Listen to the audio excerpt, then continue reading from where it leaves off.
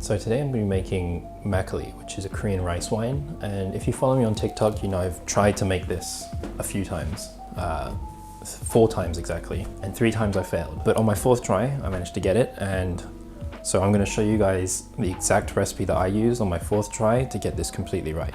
There is one ingredient that might be kind of difficult to get, and that is Nuruk.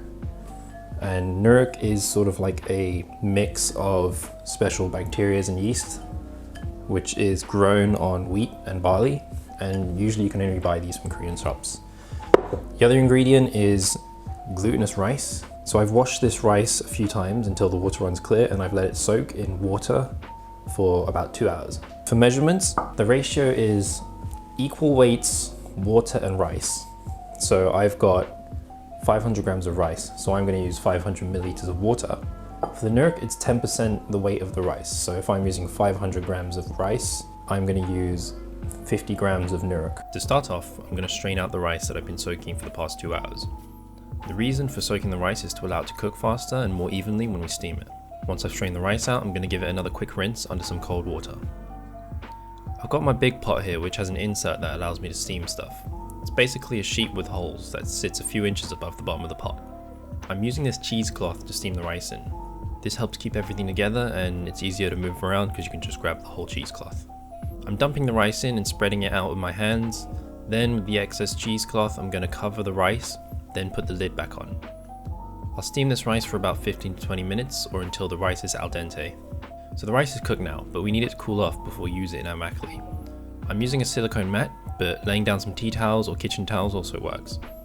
So I just need to spread the rice out, then let this cool until it reaches about room temperature. While the rice is cooling, I'm going to prepare my jars. I'm actually going to split this batch into 2 parts because I'm experimenting with some flavors. In this case, I'm trying out coffee, so one container will also have some coffee grounds in it as well.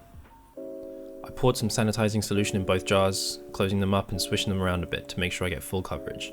Make sure you spill a bunch of the liquid everywhere like I did here. After a few minutes, I'll empty the jars out. This sanitizing solution I'm using is a no rinse one, so it's okay if there's residue left over in the jar. Here I'm going for 250 grams of rice in each jar. My hands are clean here, so I'll use them to scoop my rice into the jars. I've set aside 500 milliliters of water, and I'll use some of that to rehydrate my Nuruk. I've also added some wine yeast here too, but that's optional. I've also ground my coffee beans at this point as well.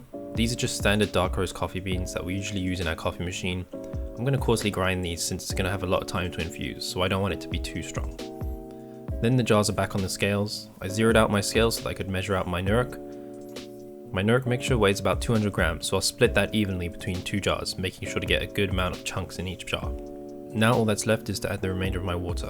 Here I'm just figuring out roughly how much water I have left from my 500 milliliters after rehydrating my Nuruk, and I'll split that evenly between my 2 jars.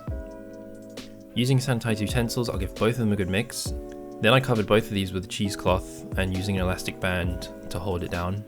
What you don't see is that I also turned the lids over so that they can sort of cover the top as well, but I didn't clip them down as I need some of the gases to escape. I set them aside in a dark cabinet that maintains a temperature of around 18 to 24 degrees Celsius. Make sure to stir with sterilized equipment every few hours for the first 2 to 3 days.